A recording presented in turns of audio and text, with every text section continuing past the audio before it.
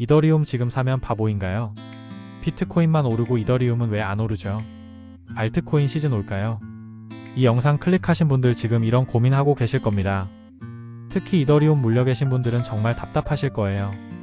비트코인은 신고가 찍는데 이더리움은 왜 이 모양인지 이해가 안 되시죠?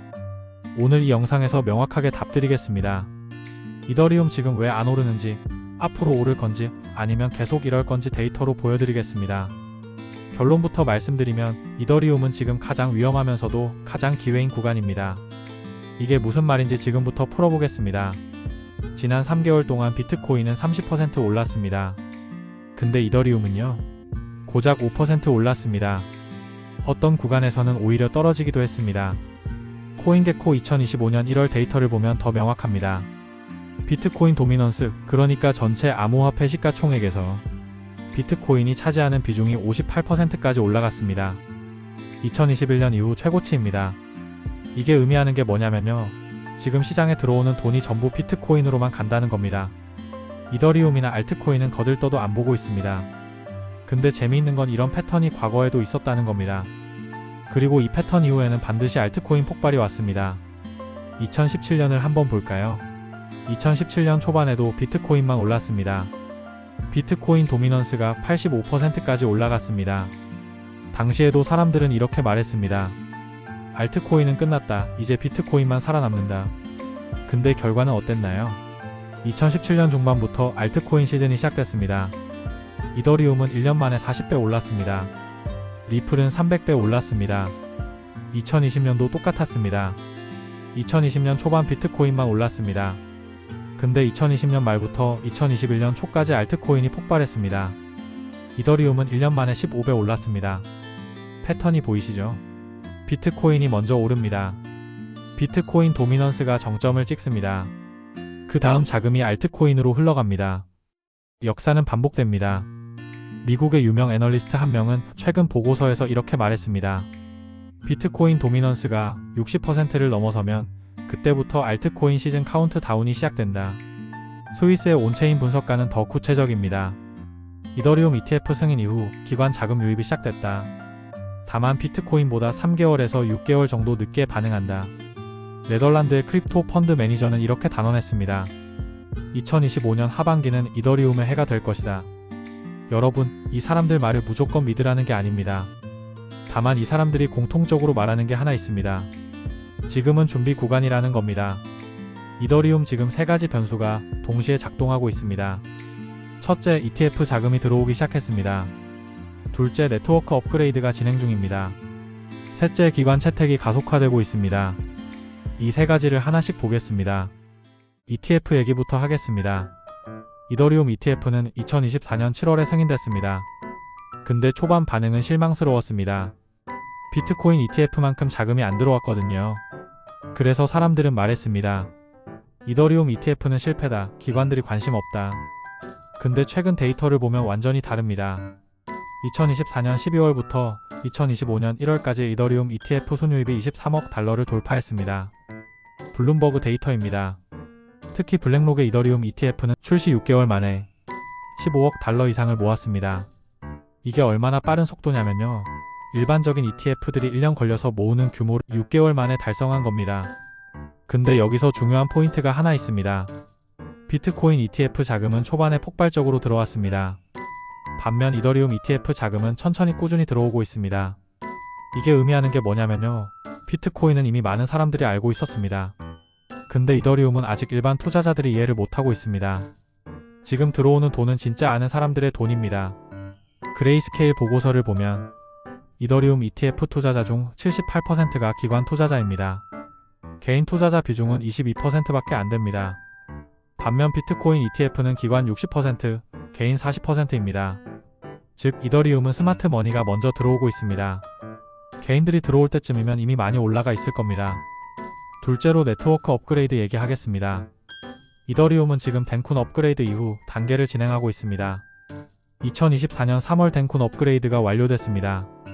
이 업그레이드로 뭐가 바뀌었냐면요. 레이어의 솔루션들의 거래 수수료가 90% 이상 감소했습니다. 둔 애널리틱스 데이터를 보면 아비트럼, 옵티미즘 같은 레이어의 일평균 거래량이 덴쿤 업그레이드 이후 3배 이상 증가했습니다. 근데 재미있는 게 뭐냐면요.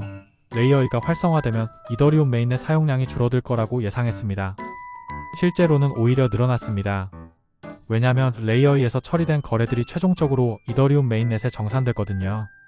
레이어이가 활성화될수록 이더리움 메인넷의 중요성이 더 커집니다. 여기서 잠깐 DFI 얘기를 해볼게요. 탈중앙화 금융이요. 2024년 12월 기준 DFI 전체 예치금이 1200억 달러를 돌파했습니다. 디파이라마 데이터입니다. 그 중에서 이더리움 네트워크에 있는 DFI 예치금이 얼마냐면요. 650억 달러입니다. 전체의 54%입니다. 이게 의미하는 게 뭐냐면요. DFI 생태계 절반 이상 이더리움 위에서 돌아간다는 겁니다. 솔라나, 아발란체, 폴카닷 다 합쳐도 이더리움 하나 못 따라갑니다. 셋째로 기관 채택 얘기하겠습니다. 최근 가장 큰 뉴스 중 하나가 블랙록의 토큰화 펀드입니다. 블랙록은 2024년 말 실물 자산을 토큰화한 펀드를 이더리움 네트워크에 출시했습니다. 규모가 얼마냐면요. 출시 2개월 만에 5억 달러 이상을 모았습니다. 이게 왜 중요하냐면요. 세계 최대 자산 운용사가 이더리움을 인프라로 선택했다는 겁니다.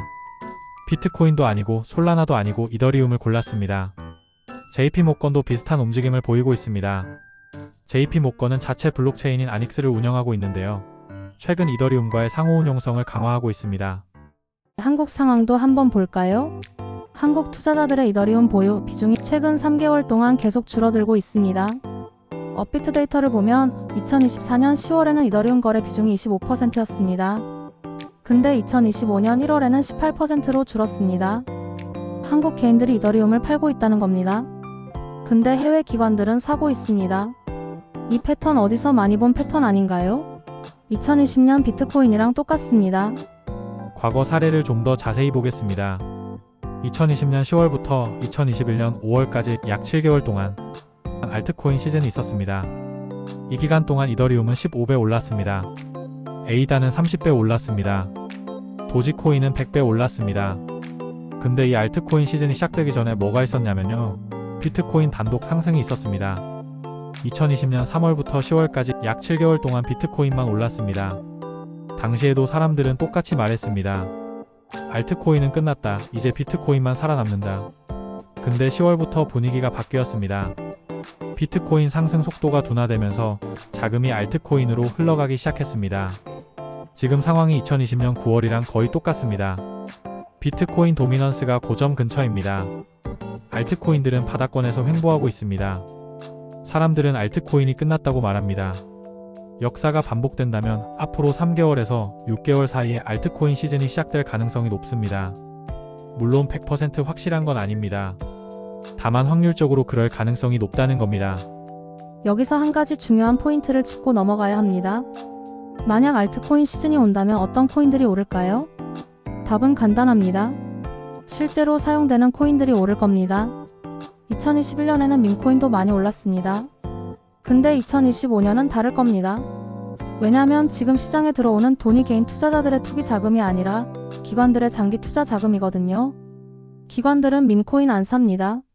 실제 유틸리티가 있는 코인을 삽니다.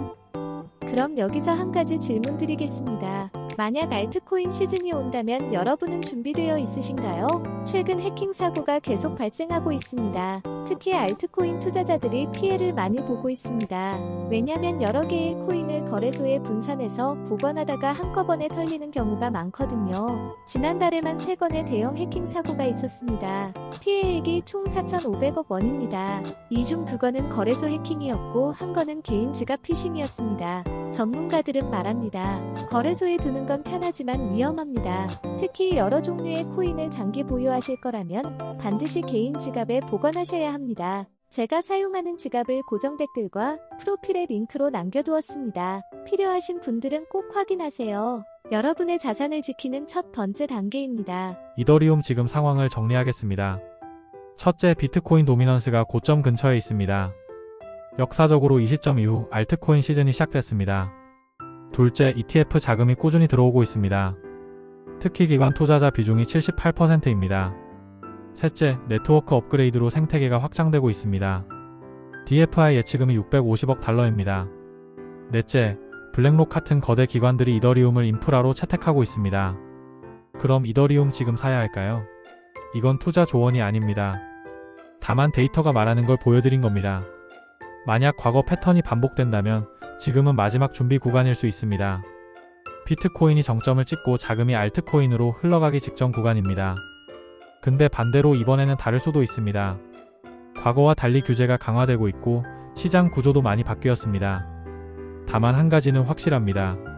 준비된 사람만이 기회를 잡습니다. 2020년 알트코인 시즌 때도 많은 사람들이 놓쳤습니다.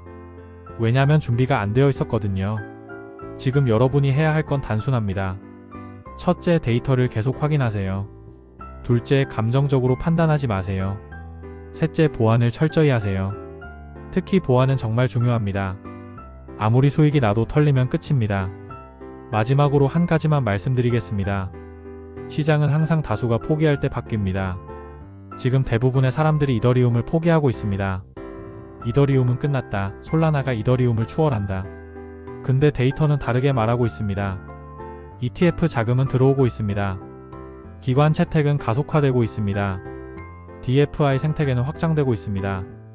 역사적으로 다수가 포기할 때가 가장 큰 기회였습니다. 물론 이번에도 그럴 거라는 보장은 없습니다. 다만 가능성은 충분히 있습니다. 이 영상이 여러분의 판단에 조금이라도 도움이 되었다면 구독 버튼 꼭 눌러주세요. 저는 매일 암호화폐 시장을 분석해서 여러분께 전해드리고 있습니다. 좋아요 한 번만 눌러주시면 더 많은 분들이 이 정보를 볼 수 있습니다. 그리고 궁금한 점 있으시면 댓글로 질문 남겨주세요. 모두 읽고 답변 드리겠습니다. 이더리움의 봄은 조용히 옵니다. 근데 데이터는 이미 신호를 보내고 있습니다. 이 신호를 읽을 수 있는 사람만이 다음 기회를 잡을 겁니다. 여러분 모두 성공 투자하시길 바랍니다. 감사합니다.